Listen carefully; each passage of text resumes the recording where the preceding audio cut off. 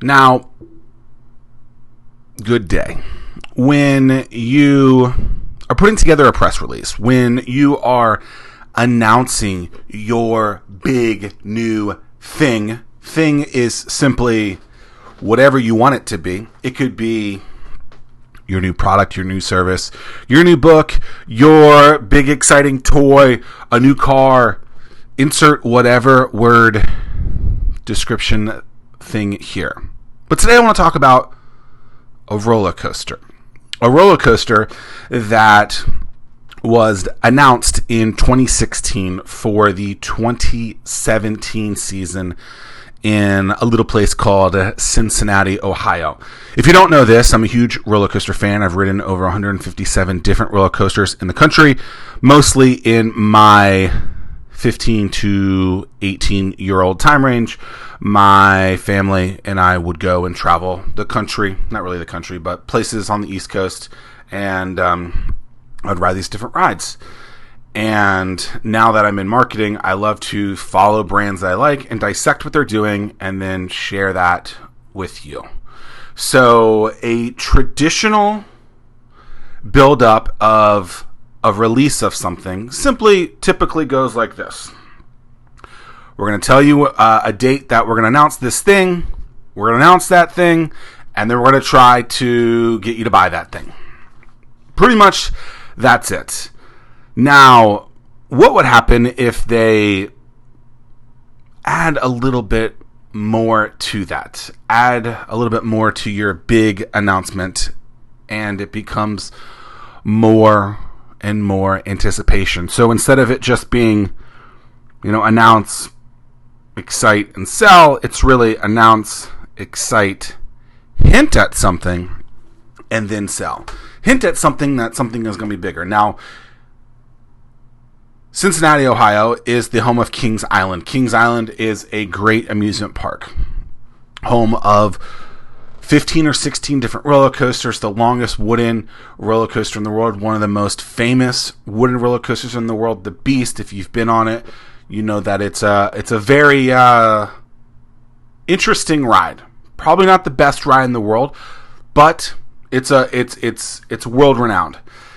Now, Kings Island has decided back in 2016, probably years before that they're going to announce this new ride, right? Just like you're going to announce your new business, your new service to the world. And normally they just go, hey, here's this thing. Here's this new ride. It looks really fun. Here's a point of view of it, right? Well, they'll take you through the roller coaster. And by the way, in 6 to 8 months, it's going to open. You're going to love it. Now, that builds up anticipation and excitement in its own, right? Because you have seasons, basically, right? And so most amusement parks are closed for many months out of the year. Why? Because of the weather. And so Kings Island is basically closed from November to April every single year. 5 months a year that they are closed. Many amusement parks are like this. So that's time where they have to build anticipation, build excitement up. And back in 2016, they hinted that a new ride was going to be released. A new ride was going to be announced. Now, amusement parks typically announce some sort of new ride each and every year. But roller coasters come around every 3 or 4 years typically at amusement parks. Why? They cost a lot of money, right? Roller coasters cost typically $15 to $30 million in that kind of range, depending on how big it is and some of the kind of features that it has, right? And so that's a big chunk of change. So back in 2016, Kings Island is working up this new ride. And when they announce it, it's not the tallest, it's not the fastest, it's not the longest. And remember, Ohio is the roller coaster capital of the world. So how do you build up anticipation on something that isn't the best? How do you build up anticipation on something when people are expecting the greatest ride ever? And think about that. How do you build something up when you've already been the best, when you've already have the longest, fastest, whatever? It can be difficult. But Kings Island in Cincinnati, Ohio, announces this ride called Mystic Timbers. And what they did at the end of the day, one day, they had a big screen that came up and thousands of people were waiting in line to see this announcement. And it was at night, and they announced a new wooden roller coaster called Mystic Timbers. And so they take you through the ride, and they do a point of view of it, twisting and turning and showing pieces of it. And so for all these, people that like roller coasters and amusement parks, they're oohing and awing. And then it goes to a screeching halt. And they put up this graphic that basically shows this thing called What's in the Shed. And it's genius because for the next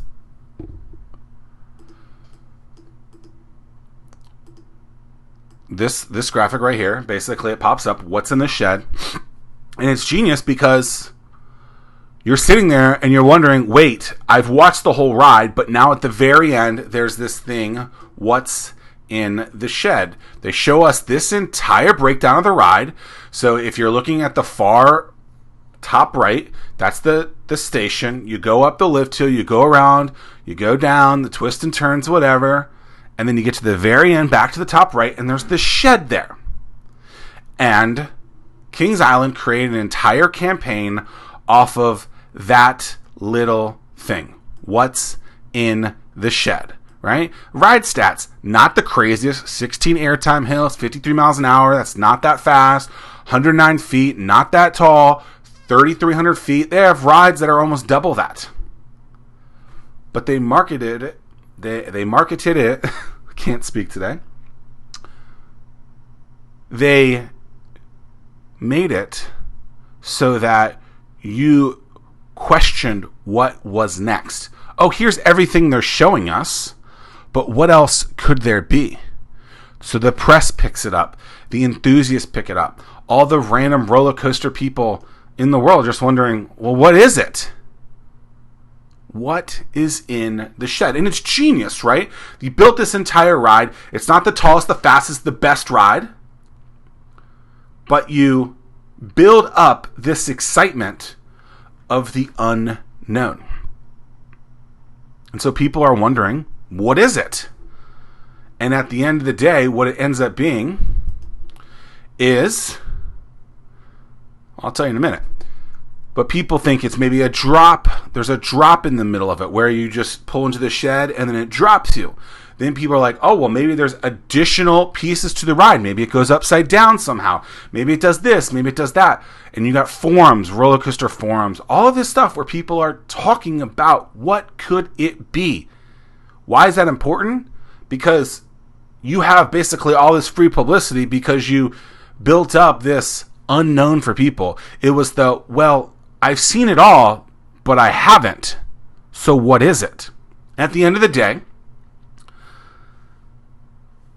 it's pretty interesting what actually is in the shed. So you pull in, and it's just music. That's it. Nothing special at all. It's just music.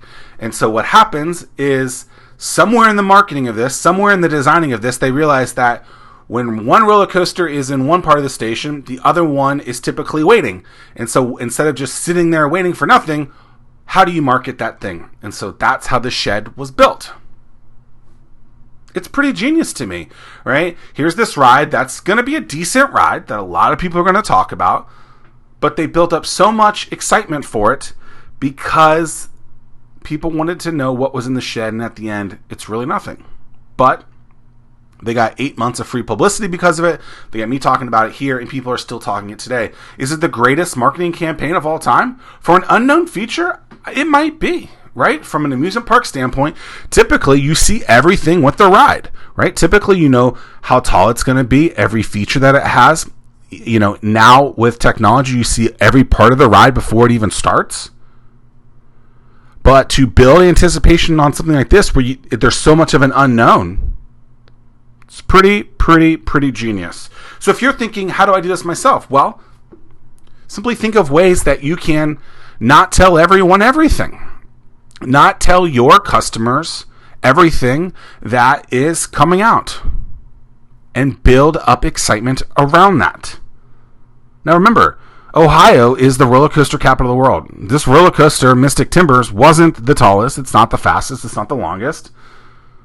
But it built up a ton of excitement because people were wondering, what in the world could this Woody have that we haven't seen? And at the end of the day, it's just music. But they built up what's in the shed. They built up the anticipation there.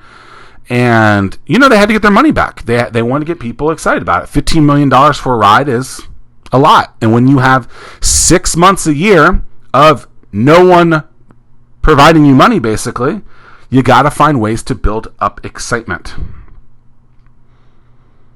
So think about ways that you can flirt with the unknown in your business to market that, the excitement of something that people are not ready for.